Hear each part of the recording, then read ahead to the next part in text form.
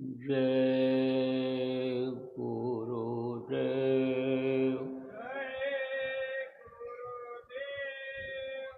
जय गुरुदेव। जय गुरुदेव। जय गुरुदेव नाम किसका?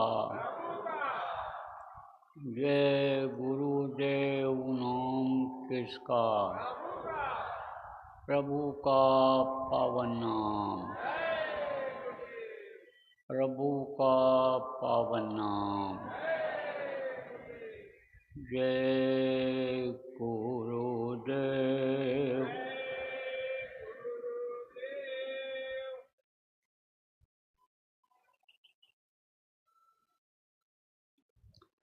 सर्वसमर्थ सर्वत्र अस्मरणीय दाता दयाल दीनबंधु कृपा निधान परम पूज्य गुरु जी महाराज, अन्य महान विभूतियाँ, नामदानी साधक सत्संगी प्रबुद्ध नागरिक बच्चियों बच्चियों, आज 15 मई 2026 प्रातःकाल सुमिरन ध्यान भजन के बाद का समय, भंडारा का आज सुबह का समय पहर। प्रेमियों, इस आश्रम उज्जैन में गुरु महाराज का भंडारा करने के लिए, प्रसाद लेने के लिए, भजन ध्यान सुमिरन करने के लिए, कुछ सीखने के लिए, कुछ ग्रहण करने के लिए, कुछ छोड़ने के लिए आप यहाँ पर आए हैं और गुरु की दया हो रही है। आप अगर लेना सीख जाओगे तो आपको मिलेगा। जो 3 दिन से बात बताई जा रही है, और भी प्रेमी जो इस काम में लगे हुए हैं, आपको रहने करने के बारे में बता रहे हैं, अनुशासन के बारे में बता रहे हैं। तो आप जो सीख गए हो और जिन्होंने अपनी आदत में सुधार कर लिया है, उनको फ़ायदा मिलेगा, उनको मिलेगा फ़ायदा। और वो अभी पता चलेगा कुछ दिन में, आप खुद महसूस करोगे, बताओगे कि हमारा फ़ायदा हुआ। अब कुछ लोगों का नहीं होगा, उसका भी कारण है, कहोगे तो, लेकिन आप अनुशासन नहीं सीख पाए, धक्का मुक्की के चक्कर में आ गए, कोई चीज़ लूटने के चक्कर में आ गए कि लूट लो, सब हम ही को मिल जाए। इस चक्कर में कुछ लोग रह गए। तो प्रेमियों, अनुशासन बहुत ज़रूरी है। जो कहा जाए, जो कोई भी समझदार आदमी बतावे, उसको करने में ज़्यादा फायदा है। मनमुखता नहीं लानी चाहिए। मन तो नहीं कहेगा, मन को तो जो भाता है, मन को क्या भाता है? मान सम्मान भाता है, धन दौलत भाता है मन को इंद्रियों का सुख भाता है, अच्छा लगता है, तो वो तो वही करने के लिए कहेगा। लेकिन अगर कोई समझदार आदमी ये कहता है कि नहीं भाई, संयम नियम से रहो, नियम से काम करो, तो उसको अगर मान लोगे तो नियम का उल्लंघन नहीं होगा, सजा से बच जाओगे। प्रेमियों, गुरु महाराज का आज का वार्षिक भंडारे का दिन है।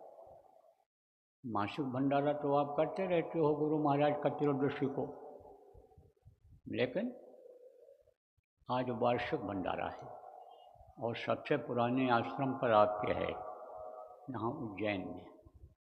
यहाँ बराबर भंडारा होता रहा जब से मैं आया वहाँ से। जान बचा के भग के आया था यहाँ।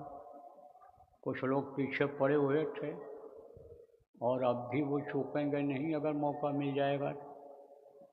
लेकिन जाको राखे साइयाँ, मार सके न कोई, बाल न बांका कर सके जो जग बैरी होए। हमको तो गुरु पर भरोसा है। गुरु जब तक शरीर से काम कराना चाहेंगे जनहित का काम, तब तक कुछ नहीं होगा। और उनकी मौज जब हटेगी तो कोई न कोई बहाना बन जाएगा शरीर छोड़ने का। तो अब आप इस बात को समझो कि तब से बराबर भंडारा यहाँ पर हो रहा है और भंडारे में जो लोग आते हैं उनको लाभ मिलता है, अनुभव भी करते हैं। तरक्की उनकी होती चली जा रही है। जिस भी क्षेत्र में है, लाइन में है, तरक्की होती चली जा रही है। अब यह है कि जो छोटी चीज़ों को ही मांगते हैं वो उसी में फंसते चले जाते हैं, और जो भजन में दया मांगते हैं उनकी तरक्की उसमें होती चली जाती है। जो धन दौलत मांगते हैं, धन दौलत में बरकत बढ़ती चली जाती है, मान सम्मान में बढ़ती चली जाती है। लेकिन जो भजन में बरकत चाहते हैं उनके भजन ध्यान में भी बरकत होती है। तो यह समय एक ऐसा समय आता है साल में एक बार, सत्संगियों के लिए, प्रेमियों के लिए, धर्म प्रेमियों के लिए यह अवसर एक बार आता है। तो आज वो अवसर है। कल का अवसर तो निकल गया, कल पूजन का था, आज भंडारा खाने का है, भोजन भंडारा का है आज, वो दिन आज है। तो प्रेमियों समझो बाप, साधो या संसार में तीन वस्तु है सार। इस संसार में तीन ही वस्तु ठोस है, असला है, बाकी में मिलावट है या नकला है। तो तीन वस्तु सार क्या है? सत्संग वचन, सतगुरु शरण, नाम डोर आधार। अब इसका अर्थ समझा देता हूँ। सत्संग वचन, सत्संग बराबर सुनते रहना चाहिए। सत्संग से ही हर चीज़ का ज्ञान होता है, सत्संग से ही जानकारी होती है अंदर और बाहर की, यानी रहस्य की भी जानकारी होती है। जो रहस्य बना हुआ है कि जैसे ये जीवात्मा एक रहस्य बनी हुई है कि मौत के समय जब ये निकलती है तब अच्छे अच्छे वैज्ञानिक डॉक्टरों को नहीं पता चलता है कि कौन सी ऐसी चीज़ निकल गई, किस रास्ते से गई दिखाई नहीं पड़ी, कि यह शरीर एकदम से निर्जीव हो गया। उस समय फेल हो जाते हैं डॉक्टर, उनके समझ में नहीं आता है कि कह देते हैं कि बस अब ये 2 दिन के मेहमान हैं, अब इनका रोग बहुत बढ़ गया है, अब ठीक नहीं होगा। और जय गुरुदेव बोलने से और सुमिरन भजन करते रहने से आप ये समझो कि बीमारी में रुकावट आ जाती है और उम्र जो मालूम पड़ता है ख़त्म हो गई, वो बची हुई हो जाती है, बच जाती है एक तरह से। ऐसी विद्या होती है। गुरु के हाथ में क्या नहीं होता है। गुरु जिसको रखना चाहते हैं, गुरु जिसको बचाना चाहते हैं, गुरु जिससे काम लेना चाहते हैं, ऐसे का वो मृत्यु का कागज अपने हाथ में ही ले लेते हैं। मौत का जब उनकी इच्छा होती है तब वो शरीर को छुड़वाते हैं। इस रहस्य का आपको पता कहाँ है? यह एक रहस्य है। लेकिन जो अच्छे साधक हैं, जो अनुसार गति पर पहुँच गए हैं, संत गति पर पहुँच गए हैं, उनको ये चीज़ मालूम है, ऐसा होता है। तो सत्संग से हर चीज़ की जानकारी होती है। सत्संग से ही ये जानकारी मिली कि भाई ये जीवात्मा परमात्मा की अंश है, परमात्मा की ये अंश है, और ये जब से अलग हुई वहाँ से, अपने परम पिता परमात्मा से जब से उसकी गोदी से अलग हुई, तब से यह दुख ही झेल रही है। किसके हाथ में यह पड़ गई? काल के हाथ में पड़ गई। तो काल अपने जाल में इसको फंसा लिया। और जब से ये नीचे अलग हुई उतरी इस मृतलोक में, तब से ये दुख ही झेल रही है, क्योंकि यहाँ पुण्य और पाप के बंधन में ये बंध गई।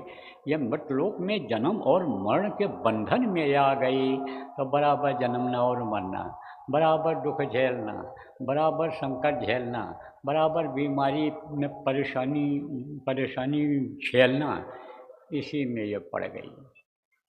तो जब सत्संग मिला तब ये पता चला कि भाई जीव तो सब उन्हीं के हैं। किसके हैं?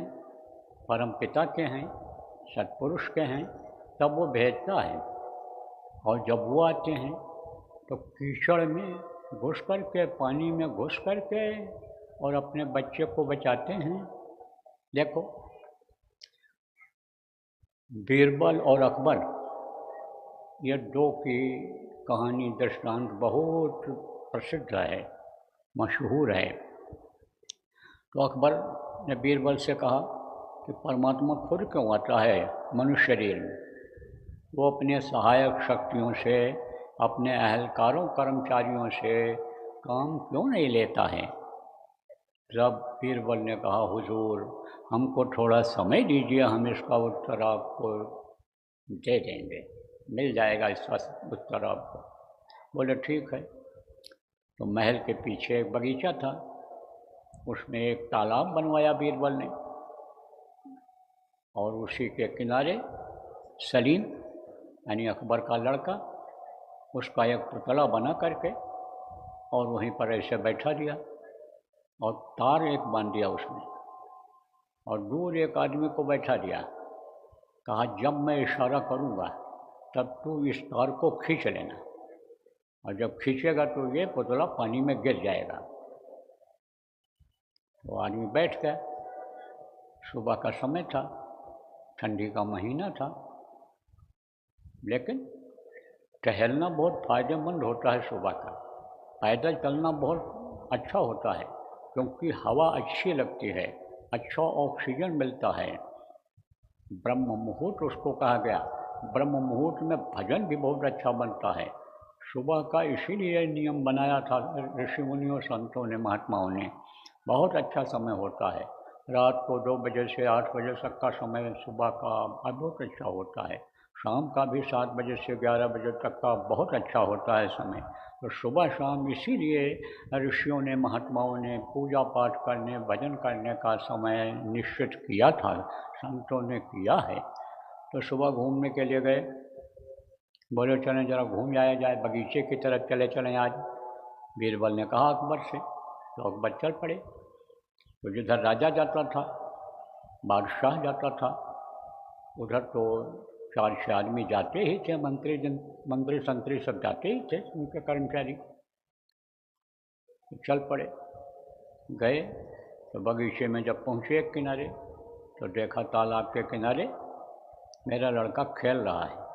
सोचा तो उन्होंने कि सुबह सुबह ये उठ के आ गया खेलने के लिए यहाँ। चलो कोई बात नहीं, बैठा है, खेलेगा, नहाए धोएगा, कोई बात नहीं है। क्योंकि प्रकृति का आनंद बच्चों को दिलाना चाहिए। आप ये समझो प्रेमियों, ठंडे पानी से जैसे नहलाना, एक यानी समझो कि उसमें ओरिजिनलिटी जिसको कहते हो, यानी समझो वास्तविकता जिसको कहते हो, वो चीज़ रहती है। आप फिर समझो बच्चों को ये भोजन आप लोग बच्चियों कराती हो, जिसको यानी समझो सूखा यानी भोजन कहा जाता है, बाज़ार का बना हुआ जो ये ब्रेड है या बिस्किट है या ऐसी चीज़ें हैं, उबली हुई या आप समझो तली हुई, ये नुकसान करती हैं। उनको क्या खिलाना चाहिए? और रोटी खिलाओ, दूध पिलाओ, चना भिगो दो, उसको खिलाओ। आप समझो ऐसी चीज़ों को खिलाओ कि जिससे उनका विकास हो, जिससे अच्छा रक्त बने, जिससे आप ये समझो कि हड्डियाँ उनकी मजबूत हों। अब या कोई मालिश करती हैं बच्चों की, अरे सुबह उठ करके माताएँ ले करके तेल और दे रगड़ बच्चों, हड्डी मजबूत हो जाती थी, मांस फूल जाता था, शरीर तंदुरुस्ती बढ़ जाती थी। तेल में कम शक्ति है। अरे घटस्य सप्तगुणम तैलम मतनेन नतु भक्षणेन लिखा हुआ है। घी से 100 गुना ताकत ज़्यादा तेल में होती है, लेकिन खाया न जाए, लगाया जाए, मालिश किया जाए। तो अब आप ये समझो कि प्रकृति का इनको जो है भोजन मिलना चाहिए बच्चों को, एक उनके शरीर का। तो क्या करना चाहिए, खेलने देना चाहिए, किसमें, धूल में, मिट्टी में, इसमें इससे तत्व मिलते हैं, पृथ्वी तत्व मिलते हैं इससे शरीर को। तो यह सब ज्ञान हुआ करता था राजाओं को। उस समय के विशेषज्ञ जो होते थे, जो स्वास्थ्य विशेषज्ञ होते थे, वो सब बताते थे। तो राजा बादशाह अकबर ने देखा लड़का खेल रहा है, खेलने दो, नहाएगा, खेलेगा धूल मिट्टी में। तो देखा बैठा हुआ है, तो गए बगीचा दिखाया, ध्यान बदल दिया फौरन बीरबल ने। कहा यह कटहल का पेड़, ये नींबू का है, और ये देखिए इसके फूल आने लग गए, इसमें फल देखिए आने लग गया। तो बोले कि हाँ। फिर उसके बाद जब दोबारा नज़र पड़ी लड़के के ऊपर उधर, तब बीरबल ने इशारा कर दिया तार खींचने का, खींच दिया उस आदमी। अब वो पुतला उसी पानी में गिर गया, तालाब में। अकबर ने देखा, अरे भाई मेरा लड़का तो तालाब में गिर गया, एकदम से गए कूद पड़े, इधर उधर कुछ नहीं देखे, दौड़ करके गए कूद पड़े तालाब में, और उसको निकाला तो देखा तो कहा ये तो पुतला है। निकले जब भीगे भागे ठंडी के महीने में, तब बिगड़े बीरबल के ऊपर। बीरबल जानते थे कि बिगड़ेंगे तो कहीं मारपीट न कर दें गुस्से में या नशे में। आदमी को होश रहता है कि हम क्या करने जा रहे हैं, कुछ भी गलत काम कर बैठता है, तो उस समय पर बचाना चाहिए। इसीलिए कहता हूँ, और कोई आग हो तो आप हो पानी, अगर और किसी को गुस्सा आ रहा हो तो चुप हो जाओ। इसीलिए बच्चियों कहता हूँ कि सास को गुस्सा आवे तो चुप हो जाओ, बहू को गुस्सा आवे तो जो सास इसमें बैठी हो चुप हो जाओ, पति को गुस्सा आवे तो चुप हो जाओ बच्चियों, और पुरुष जो बैठे हो पत्नी को गुस्सा आवे तो चुप हो जाओ। न बर्दाश्त हो तो हट जाओ, नहीं जगह है हटने की, एक ही 2 कमरा है, दूसरे में जाओ वहाँ भी आवाज़ सुनाई पड़े तो ऊपर से कपड़ा डाल लो, कान में उंगली लगा लो, बैठ जाओ ऐसे भजन करने के लिए। भजन करना सबको बता दिया गया है, तो झगड़ा झंझट चल जाएगा। तो बीरबल थोड़ा हट गए वहाँ से।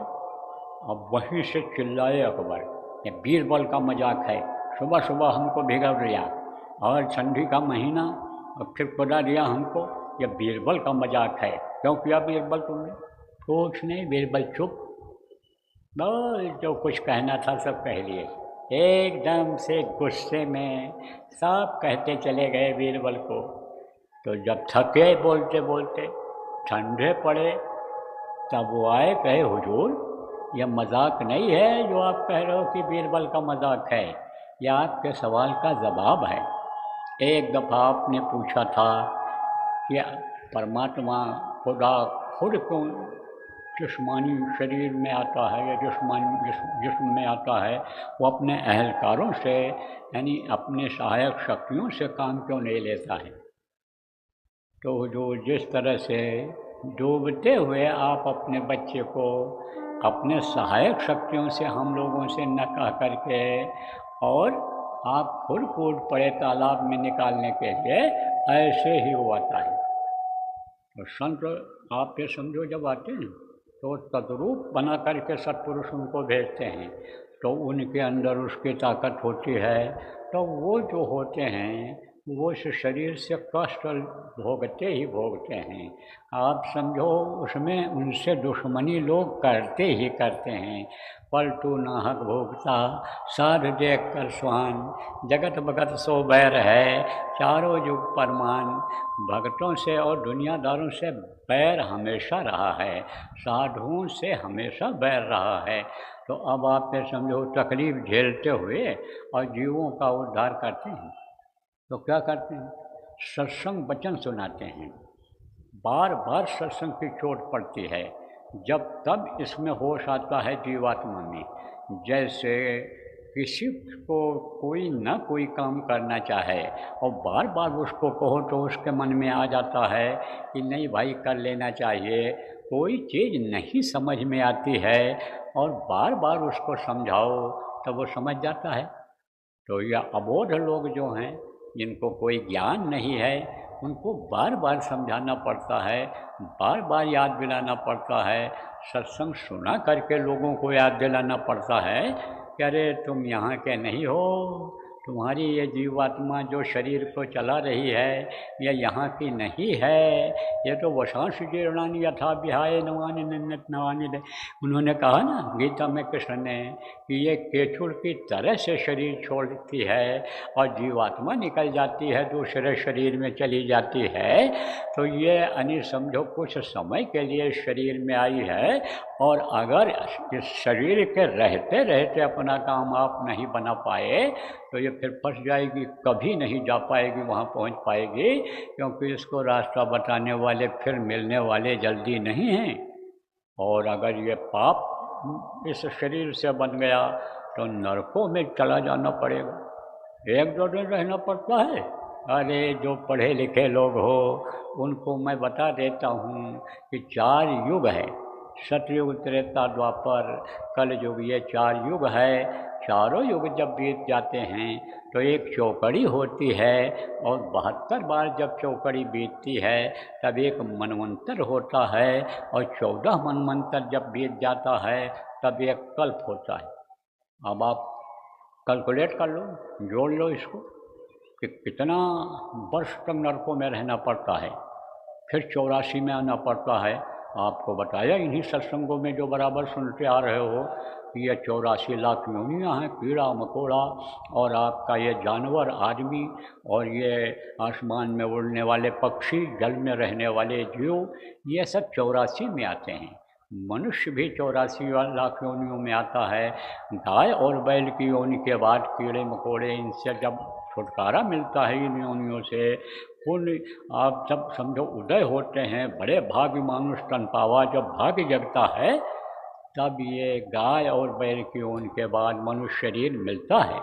तो 84 लाख योनियों में आना पड़ जाता है। तो अब आप ये समझो, जब समझाते हैं संत, जीवात्मा तक के अंदर चैतन्यता आती है, पहले तो जल्दी विश्वास नहीं होता है, लेकिन जब वो ये कहते हैं कि हम आए वह देश से जहाँ तुम्हारो धाम और तुमको घर पहुँचाऊँ ना, एक हमारो काम, हम पहुँचाएंगे तुमको तुम्हारे घर, हम गारंटी लेते हैं। जब याद दिलाते हैं, एक आध बार सत्संग जब सुनाते हैं, तब जीवात्मा को होश आता है कि बात तो सही कह रहे हैं, हम तो यहाँ आकर के फंस गए, आए थे हरिभजन को और वो टन लगे कपास। इस तरह की यानी इस तरह का दृष्टांत सार्थक होने लगता है। जब ये सोचते हैं कि भाई लेकिन हम पहुँचेंगे कैसे वहाँ तक, किस तरह से पहुँचेंगे, तब जब वो ये कहते हैं हम तुमको पहुँचाने के लिए ही आए हैं, तुम होश में आओ, चलने के लिए तैयार हो जाओ, तो हम तुमको रास्ता बताएंगे और रास्ते पर चलाएंगे और मंजिल तक पहुँचाएंगे, कदम कदम पर तुम्हारी मदद करेंगे। रानी इंदुमती से यही तो कबीर साहब ने कहा था। रानी इंदुमती कबीर साहब के शिष्या थे, नामदान दिया उन्होंने, भजन किया खूब जम करके, डट करके, यानी स्थिर हो करके, मन को रोक करके भजन किया उसने। आप तो नामदान ले लेते हो लेकिन उसकी कदर नहीं करते हो, एक कान से सुनते हो, दूसरे कान से निकाल देते हो। लेकिन जो इस उद्देश्य से नामदान लेते हैं कि हमको नाम की कमाई करनी है, हमको शब्द सुनना है, हमको रूप देखना है, आप ये समझो जो इस हिसाब से लेते हैं कि नाम की कमाई करके हमको भवसागर से पार होना है, वो लग जाते हैं। बहुत लोग लग गए इसमें से, बड़ी दया हो रही है, मन बदल गया लोगों का, बदल दिया गुरु महाराज ने।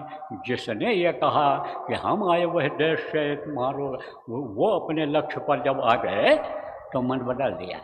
लेकिन बताया आपको कि मन के ऊपर जब बराबर चोट पड़ती रहती है, जो सत्संग बराबर सुनते रहते हैं, आते जाते रहते हैं, उन्हीं का मन बदलता है। तो बदल गया, मन बदल गया, मन हट गया उधर से, दुनिया की तरफ से हट गया, इंद्रियों के भोग की तरफ से हट गया, तो इधर लग गया। अरे कहीं तो लगेगा। मन का काम है लगना, जैसे धन का काम है खर्च होना। तो खावत खर्चत मुक्त दे, धन आया और खाओ और खर्च करो। तो खावत खर्चत मुक्त दे और संचित नरक द्वार, इकट्ठा करो अगर रुपया पैसा तो वही नरक का दरवाज़ा दिखा देती है। ऐसे यह मन है। आप ये समझो कि कबीर मन तो एक है, जहाँ चाहे वो लगाओ और का सेवा का साज की का गुरु के गुण गाओ। इससे इस मन को लगा करके चाहे सेवा करो और चाहे कि प्रभु के गुण को गाओ, चाहे भजन में लगाओ, मन तो एक ही है। तो जब इधर से हटता है तो लगता है, कहाँ लगता है? जहाँ चाहते हो कि लग जाए अब भजन में तो वहाँ लग जाता है। तो प्रेमियों, जब आए संत तो उन्होंने होश दिलाया और होश दिला करके और फिर जीवात्मा को आगे पहुंचाने का काम किया। तो बता रहा था मैं आपको कि रानी इंदुमती का मन लग गया जब उसने लगाया और पहुंची। कहाँ पहुंची? सीढ़ी सीढ़ी चढ़ करके पहुंच गई। सीढ़ी सीढ़ी चढ़ करके जाना पड़ता है। कौन कौन सीढ़ी पड़ती है अभी बताता हूँ, खास खास सीढ़ी बताता हूँ। सीढ़ियाँ तो कई हैं, लेकिन वो जो मंजिल की सीढ़ी होती है, तो एक मंजिल से दूसरे मंजिल पर जब जाना होता है तो वहाँ स्टॉपेज होता है, वहाँ एक ऐसे चबूतरा सा बना रहता है, वहाँ पहुँचो तो वहाँ से फिर आगे को बढ़ो। तो वो तो बता देता हूँ, बाकी सीढ़ियाँ और बहुत हैं उसमें। तो ये सीढ़ी सीढ़ी चढ़ करके जब वहाँ पहुँची, कहाँ पहुँची? सचखंड में पहुँची, जहाँ परम पिता का स्थान है। तो वहाँ पहुँची तो देखा तो कहा, अरे दुनिया तो यही चला रहे हैं, अरे यही सबको खिला रहे हैं, सबकी परवरिश कर रहे हैं, सबकी रक्षा कर रहे हैं, सब पर दया बरसा रहे हैं। तब बोली कि आप हमको मृत्युलोक में बता दिए होते कि मैं ही सब कुछ हूँ, मेरे चलाने से ही चलता है, मैं ही हूँ, अगम अपार हूँ, मैं ही सब में हूँ। अगर आप ये बता दिए होते हर जीव में मैं ही हूँ, सब जगह मैं हूँ, तो मुझे इतनी मेहनत क्यों करनी पड़ती? तब बोले कि तुझको विश्वास न होता कि मनुष्य शरीर में भी इतनी शक्ति आ सकती है। तब मैंने तुझको विश्वास दिलाने के लिए नामदान दिया, रास्ता बताया और रास्ते पर चलाया और फिर ला करके ये जलवा दिखाया। बोल तेरी मदद किया कि नहीं किया? तब चरणों पर गिर पड़ी और बोली, संतों की महिमा अनंत, अनंत किया उपकार, लोचन अनंत उघाड़िया, अनंत दिखावन हार। कहा आप जैसे संतों की महिमा का कोई वर्णन नहीं किया जा सकता है। आपने तो अनंतों लोगों का आँख खोल दिया, लोचन अनंत उघाड़िया, अनंत दिखावन हार। यहाँ अनंत है जिसका कोई अंत नहीं है, वो आपने दिखा दिया। और आपने तो मेरे ऊपर बहुत बड़ी दया किया, कदम कदम पर आप मेरी मदद करते रहे, लेकिन आपके आज्ञा का पालन मैंने अक्षरशः किया। मैं ये समझ गई कि गुरु की आज्ञा सर्वोपरि होती है। गुरु का आदेश चाहे रैन में हो, चाहे बैन में हो, चाहे सैन में हो, मान लेना चाहिए। उसी में समझो भूत वर्तमान भविष्य सब निहित रहता है और उसी से आदमी को सब कुछ मिल सकता है। चार पदार्थ का चलता के अर्थ धर्म काम मोक्ष सब मिल जाता है।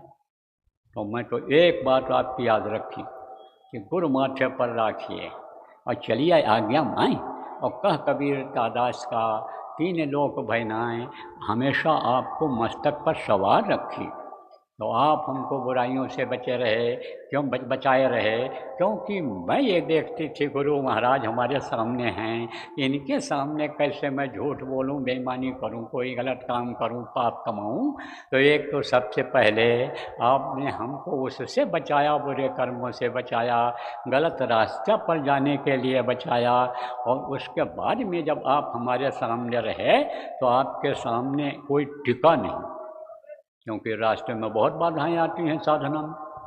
हाँ, फिर समझो, फिर साधना में आंचल माल बुझावे दीपा, समझो आती है माया और दीपक जलने का जैसे होता है तैसे आप समझो कि डाल देती है। क्या डाल देती है? दीपक के ऊपर आंचल का हवा कि दीपक बुझ जाए। जैसे दीपक जल रहा है, वैसे आंचल से उसके ऊपर ऐसा हवा मार दो तो बुझ जाएगा। तो आंचल मार बुझावे दीपक, उसका काम ही यही है बाधा डालना। अरे जाल में फंसा दिया, रास्ता मिलते हुए भी अगर गुरु की दया न हो तो यह जाल कटेगा। जगत जाल, कई तरह के जाल होते हैं, बता देता हूँ। जगत जाल, जगत जाल किसको कहते हैं? जिसको आप छोड़ करके आए हो, पुत्र परिवार औरत पति, आप पे समझो ये एक क्या है, एक बंधन है। गाय बैल कुत्ता बिल्ली जो भी पाल रखे हो, ये एक बंधन है, जाल है। मान लो परिवार से निकल के आ गए, परिवार में किसी ने कहा ठीक है जाओ हम संभाल लेंगे, देख लेंगे, खेती भी देख लेंगे, दुकान भी देख लेंगे, वो भी देख लेंगे। और फिर एक जाल से निकले, दूसरे जाल का फिर चिंता हो गया कि कुत्ते को हमारे कौन घुमाएगा, कुत्ते को कौन खिलाएगा, ये पेड़ पौधे हमने लगाए हैं, इनको इनकी सिंचाई कौन करेगा। तो जाल में फंसे हुए है जगत जाल, जिसको आप छोड़ करके चले आए हो, जिससे मोह नहीं किए हो, जिसमें फंसे नहीं हो, तो यह जगत जाल है, जगत जाल। उसके बाद में हृदय का जाल, अंदर में ये जीवात्मा फंसती है। आप ये समझो कि उसके बाद में जब उससे निकल जाओ तो वहाँ हंसी हंस माया जाल बिछाया और निक्सन का कोई राह न पाया। माया लोक पड़ता है, माया लोक में जीव फंस जाता है। माया का आप समझो इतना पसारा है। अरे यहाँ देख करके तुम औरतों को सुंदर औरत हैं, सुंदर पुरुष हैं, और उसी में तुम फंस जाते हो, बच्चियों फंस जाती हो, उस चक्कर में आ जाते हो धन दौलत इसके। और वहाँ तो बहुत अच्छे अच्छे कपड़े पहने हुए सुंदर, ये जो है माया लोक में औरतें औरतें ही दिखाई पड़ती हैं, तो वहाँ फंस जाते हैं जीव। फिर वो अगर मान लो उससे भी निकल गए, उससे भी निकल गए, बहुत फंसे पड़े हैं। जिन्होंने समर्थ गुरु नहीं किया, बहुत फंसे पड़े हैं उसी में। जैसे यहाँ भारत देश में एक कहावत है कि कामरू कमच्छा में जब कोई पहुँच जाता है, आदमी पहुँच जाता है तो औरतों के वश में हो जाता है। वो खूब बढ़िया सेवा करती हैं, एक की चार चार कमाई खिलाई करती हैं, तो वो उससे निकल नहीं पाता है। ऐसे ही पड़े हुए हैं वहीं पर, आगे बढ़ ही नहीं पाए। वहाँ से अगर बढ़ गए तो फिर काल जाल बिछा रहा, जुदा जुदा बिछा रहा है, और जो जो गए उन्हें लौटा रहा है। फिर उनको वापस नीचे आना पड़ जाता है। कहा गया न पूरी छेड़े मृत्युलोक है, मृत्युलोक में फिर उनको वहीं से वापस आना पड़ जाता है, आगे नहीं बढ़ पाते। मान लो आगे भी बढ़ गए तो महाकाल रचिया, महाकाल ने जाल रचा है, नीलम रतन नलपाल, और महाकाल ने रचिया जाल, तो वो उसने जाल बना दिया। तो ये सब जाल हैं, इन जालों से निकल पाना बहुत मुश्किल होता है। लेकिन जब गुरु की दया हो जाती है तो उनको मालूम रहता है कि जाल कैसे कटेगा। जैसा रास्ता मालूम होता है किसी को, कहीं आप जा रहे हो और वहाँ पत्थर पड़ा हुआ है, वहाँ ब्रेकर बना हुआ है, तब किधर से जाओगे? कहीं जाम लगा हुआ है तो किधर से जाओगे? कोई बताएगा भैया घूम के चले जाओ, इधर से गांव में से होकर चले जाओ, जाम से बच जाओगे, समय बच जाएगा। तो जो जानकार होता है वही तो बताता है। तो गुरु को सब जानकारी होती है, चप्पे चप्पे की जानकारी होती है। साधक को, साधक की जीवात्मा को पूरा घूमने में बहुत समय लगेगा, और वो तो देखो समझो कि पूरा सर्वे कर लेते हैं कि जैसे देखो ये ड्रोन होता है, जैसे ये हवाई जहाज होता है, हेलीकॉप्टर होता है, और ऊपर उड़ करके पूरा देख लेता है कि कहाँ हरियाली है और कहाँ पर सूखी ज़मीन है, कहाँ की उपजाऊ ज़मीन है, और कहाँ देखो ये चोर छिपे हुए हैं, और कहाँ पर देखो ये हवाई जहाज़ का एक्सीडेंट हुआ है तो कहाँ पर मलबा पड़ा हुआ है, क्रैश हुआ है हवाई जहाज़ तो कहाँ मलबा पड़ा हुआ है, ये सब वो देख लेते हैं। ऐसे ही वो गुरु चक्कर लगा लेते हैं, देख लेते हैं, ऊपर से ही देख लेते हैं, तो उनको सब जानकारी होती है। तो जो आते हैं लेने के लिए, यहाँ ले जाने के लिए, वो सब रास्ता देख के आते हैं। देखो प्रेमियों, आप किसी को लेने के लिए जाओ गाड़ी से तो रास्ता देख के जाओगे, तभी तो पॉजिटिंग करोगे, तभी तो उसको आगे लाओगे, आपके पीछे पीछे वो आएगा। इसी तरह से गुरु को सब जानकारी होती, तो गुरु दया बराबर करते रहते हैं, निकाल देते हैं। तो जब गुरु के बताए रास्ते पर चलते हैं तब यह संभव होता है। तो गुरु कहते हैं, भाई सब गुरुओं ने कहा कि प्रार्थना करनी चाहिए, और कलयुग में इस समय पर और प्रार्थना करनी चाहिए, क्योंकि यह मलिन युग है। तो प्रार्थना करने से क्या होता है? प्रार्थना करने से जिनकी प्रार्थना की जाती है ये देखते हैं। कौन देखता है? ये धनी, ये जो नाम आपको बताया गया, ये पांचों देखते हैं आपकी तरफ। गुरु देखते हैं आपकी तरफ। जब गुरु की वंदना करते हो, अपनी गलती की माफ़ी मांगते हो, दीन बन करके याचना करते हो, तब वो देखते हैं और फिर वो दया करते हैं। और जब वो दया कर देते हैं तब आप ये समझो कि रास्ता साफ होता है।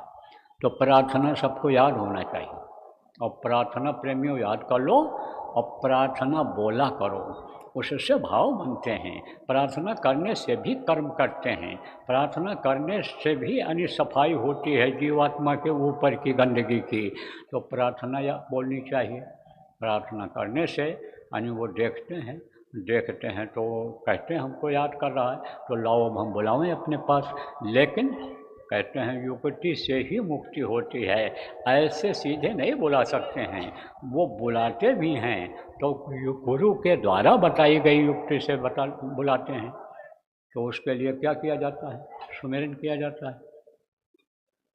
सुमिरन में क्या होता है कि जिनके नाम को लो उनके रूप को याद करो। जाप अलग है और सुमिरन अलग है। जाप में तो लोग कोई भी नाम का जाप करते हैं तो बस नाम ऐसे बोलते जाते हैं मुँह से, और माला का दाना ऐसे डलाते चले जाते हैं, लेकिन देखते नहीं हैं। तो सब उनके लिए दिक्कत भी है, क्योंकि देखें तो किसको देखें? वो सवाल यह है कि देखें तो किसको देखें? क्यों? क्योंकि जिन देवता का नाम जपते हैं उनके रूप बदलते जाते हैं। कैसे, ये भी बता दें आपको। पर देखो, पहले जो मूर्तियाँ बनती थीं उनमें इतनी सुंदरता नहीं रहती थी जितना सुंदर मूर्ति अब बना लेने लग गए लोग। पहले जो कपड़ा था, जो कृष्ण पहनते थे, राम पहनते थे, वो कपड़ा अब नहीं है। अब तो मतलब बहुत चमकीले कपड़े, रेशम और ये सब हो गए, और रूप रंग भी बदल गया।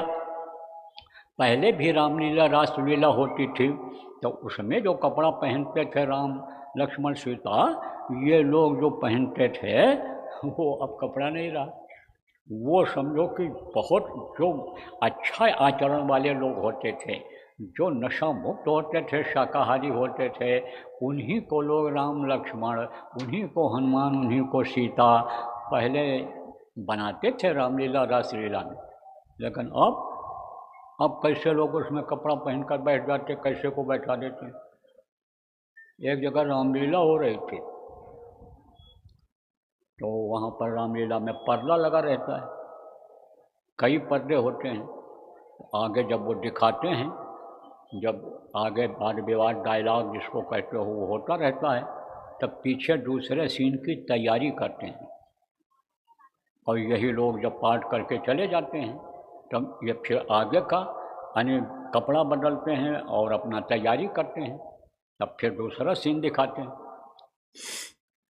तो जब तैयारी उधर लोग कर रहे थे तो राम लक्ष्मण सीता का दरबार लगा था, लोग दर्शन किए, पर्दा गिर गया। अब वो लोग गए पीछे बैठ गए। फिर अमल की आदत थी उनको, किस चीज़ की? कोई भी अमल हो। अमल किसको कहते हैं? नशा की आदत जैसे शराब की होती है, गांजा भांग की होती है, बीड़ी तंबाकू की होती है, ऐसे आदत थी। इधर तैयारी हो गई जब आगे सीन की, तो डायरेक्टर जो था, मैनेजर, उसने कहा पर्दा खींचो। तो पर्दा खींचने वाले ने एक पर्दा खींचने के बजाय एक साथ 2 पर्दा खींच दिया। तो पब्लिक देख रही है कि राम जी बैठे, जो अभी यहाँ बैठे थे सिंहासन पर, वो राम जी बैठे ऐसे खैनी तंबाकू मल रहे हैं ऐसे उसी कपड़े में, और सीता जी बैठी बीड़ी पी रही। तो अब आप ये समझो, जो फोटो खींचा जाएगा उनका वही तो छपेगा कैलेंडर में, तो ओरिजिनल रूप तो दिखाई नहीं पड़ता है। बेचारे सीताराम जपें भी तो ध्यान किसका करें बेचारे वही। लेकिन ये रूप जो आपको बताया गया, यह नाम है और यह रूप है, ये एक ही जैसा हमेशा रहा है। जब से धरती बनी है तब से एक ही जैसा, उसमें कोई फर्क नहीं पड़ा है। आप जब छोटे थे तब भी ये इसी तरह दिखाई पड़ते थे, और जब जवान हुए और बुढ़े हो गए तब भी आप ऐसे का ऐसा देख रहे हो जो बताया गया है। तो सुमने नाम रूप में देखे और आवे हृदय न स्नेह विषेखे। बगैर रूप देखे जब सुमिरन करते हैं तब प्रेम नहीं पैदा होता है, क्योंकि उनका दर्शन नहीं मिलता है।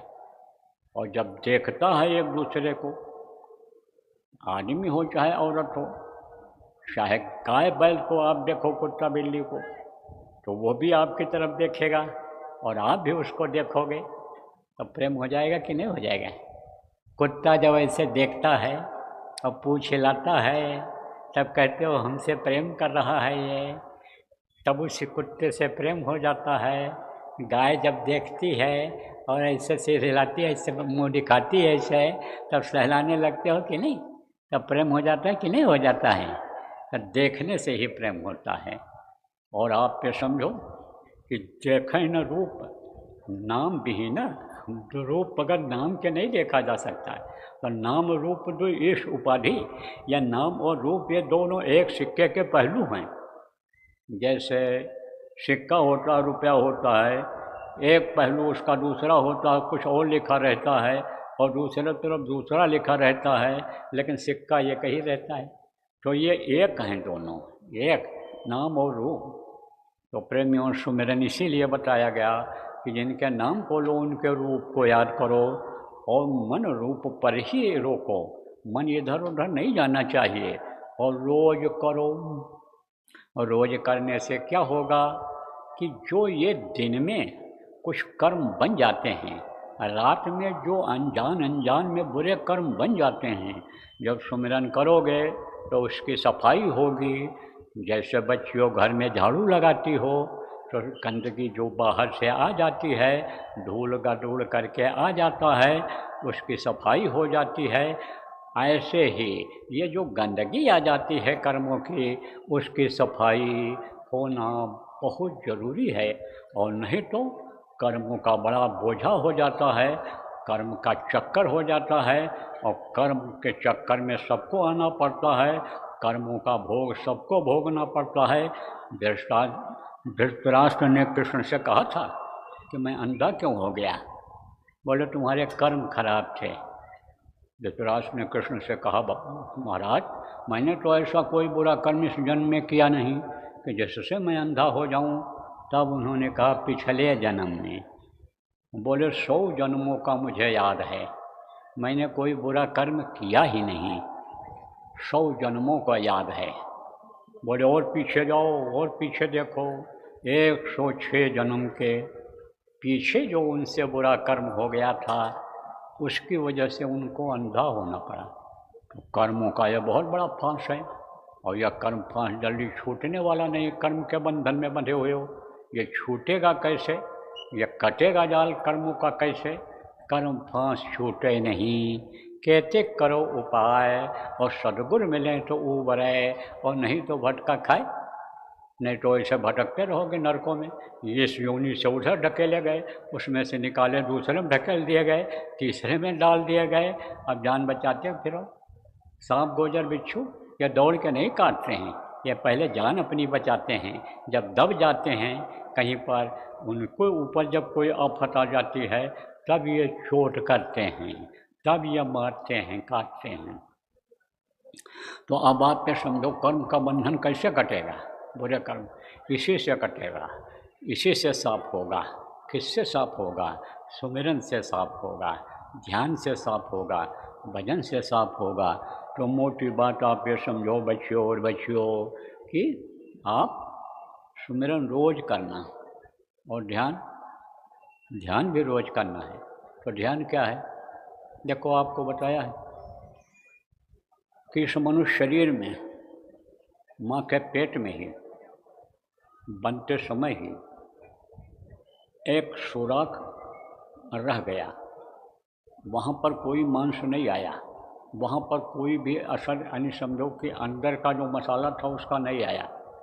और 5 महीना 10 दिन का जब पिंड हो गया तब उसी सुराख से जीवात्मा को उसमें डाल दिया गया। उसी को संतों ने पिंडी 10वां द्वार बताया, आज्ञा चक्र बताया, तीसरा तेल बताया। तो वो सुराख अब भी बना हुआ है और उस सुराख से ऊपर से जीवात्मा आ गई है अंदर में। वो कहाँ बैठी हुई है? यहाँ आँखों के बीच से दिखाई पड़ती है। वो जीवात्मा यानी वहीं पर है। और जब तक ये 96 करोड़ सांसों की पूंजी खर्च नहीं होगी तब तक इसमें रहेगी। तो वहीं पर आपको बताया था कल कि पूरे शक्ति को खींच करके लाना है। तो शक्ति कैसे आएगी? मन कौन है? मन और ये जीवात्मा ऊपर से एक साथ उतरे हैं और त्रिकुटी में ही मनुष्य के साथ लग गया, वही दोस्ती कर लिया। तो जैसे कोई किसी से दोस्ती कर लेता है तो वो उसको अपने साथ भी ले जाता है, दूसरी जगह जाता है। जब बड़ा प्रेम उससे हो जाता है, अब आप ये समझो प्रेमियों कि इसी तरह से ये लग गया। किसके साथ लग गया? जीवात्मा के साथ लग गया। कि जैसे लोग बड़े आदमियों से दोस्ती कर लेते हैं कि हमारी भी गिनती बड़े में होने लग जाएगी, लोग उसमें ज़्यादा अनिल देख लेते हैं कि भाई इनका महत्व ज़्यादा है, ये आगे बढ़ रहे हैं तो हम इनसे रिश्तेदारी लगा लें, हम इनके घर खानदान के हो जाएं, हमको लोग जान जाएं और हमारा नाम हो जाए, काम हो जाए, हमको दाम मिल जाए। तो इस तरह से कर लेते हैं लोग, दोस्ती कर लेते हैं। ऐसे यारी हो गई, दोस्ती हो गई। दोस्ती जब हो गई तो बराबर ये लगी रहती है। किसके साथ? जीवात्मा के साथ मन लगा रहता है। तो मन और जीवात्मा का स्थान है यहाँ पर। लेकिन काम या मन कहाँ से करता है? यहाँ से हृदय से करता है। वो जीवात्मा वहाँ से अपना काम करती है, वहाँ से अपना जौहर दिखाती, जलवा दिखाती है और मन यहाँ दिखाता है। अब चूँकि जीवात्मा ऊपर बैठी है और जीवात्मा यानी समझो इधर से हो करके अपनी ताकत को नीचे मनुष्य शरीर में भेजती है, तो वो वहाँ फिर उस ताकत के साथ फिर मन जुड़ जाता है। फिर उसकी धार उसी के साथ, मन की धार भी उसी के साथ हो जाती है, उसी ताकत के साथ में। और जब ये नीचे उतरता है, इधर नीचे की तरफ आता है, तब मुंह में कुछ खाओ तो कहाँ जाता है? पेट में जाता है। और रस कहाँ बनता है? रस वहीं बनता है। मुंह से तो खाली टेस्ट मिलता है, रस वहाँ बनता है तो वो रस पीता है। और फिर उसके बाद वहाँ से जब नीचे यानी समझो मूत्र के रूप में, मल के रूप में, यानी जब उधर नीचे की तरफ जब उतरा तो समझो कि मन को कहा गया है काला है, यह अंश है। किसका अंश है? आप ये समझो काल का अंश है।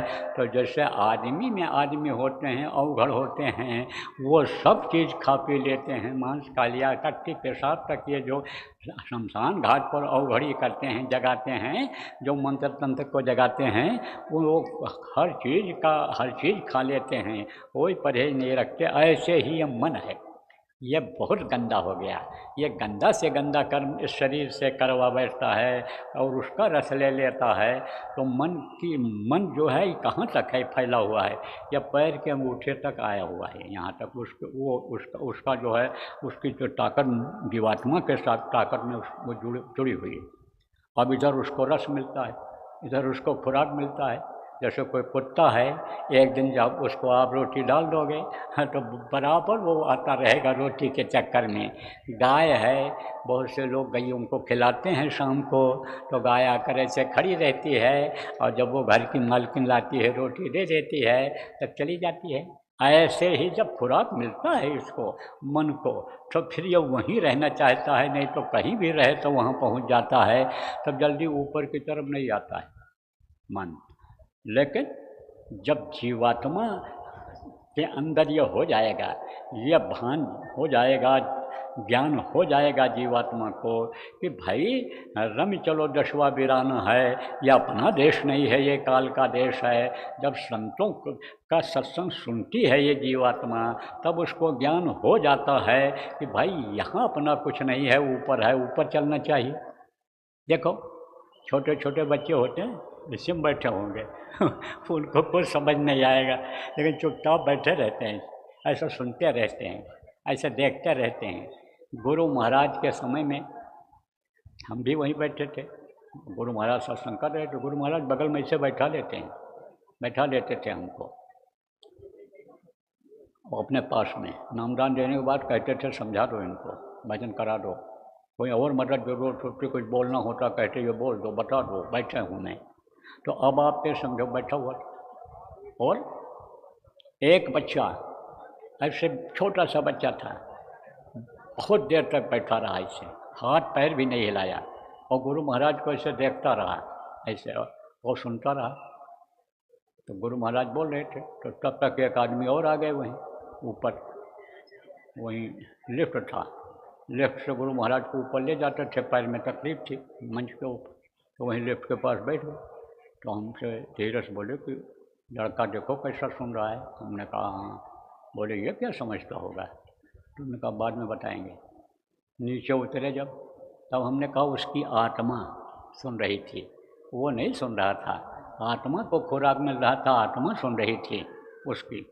तो आप बोले कि हाँ बात तो सही है, तो ये आत्मा सुनती है।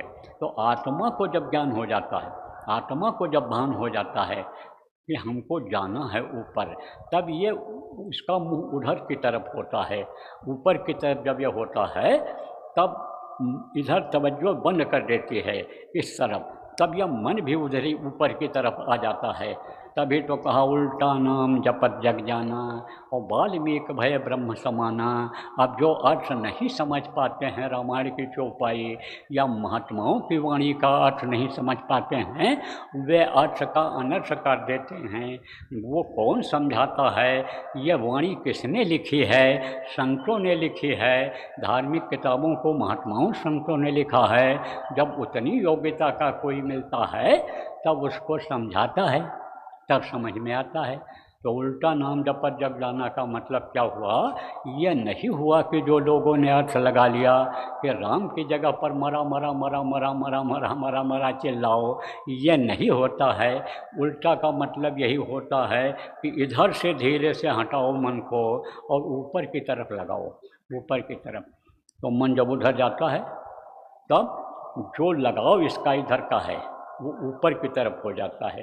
मन त्रिकुटी से आया तब से साथ लगा हुआ है, और वो है किस तरह का है शरीर के अंदर में कि जैसे एक सब्जी बनाने वाला आप समझो तसला होता है ना, गहरी कड़ाही होती है, भगोना मान लो, तो वो उभरा हुआ रहता है ऊपर से, ऐसे उभरा हुआ रहता है। ऐसे ये मन उभरा हुआ है। अब इधर जब तक उसका दबाव ऊपर से है जीवात्मा की ताकत से, तब तक ये इसका ऐसा उभार नीचे की तरफ है। और इधर से जब घूमता है, इधर से तवज्जो जब बंद करती है जीवात्मा, इधर से ध्यान जब हटता है तो ऊपर के तरफ इसका दबाव हो जाता है, तो वही धार ऊपर जाने लग जाती है मन की।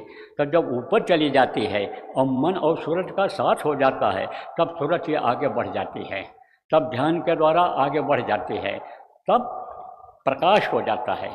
यहाँ अंधेरा है, जैसे कल आपको बताया था कि उजाले में बैठे हो लेकिन आंख बंद कर लो तो अंधेरा हो जाएगा।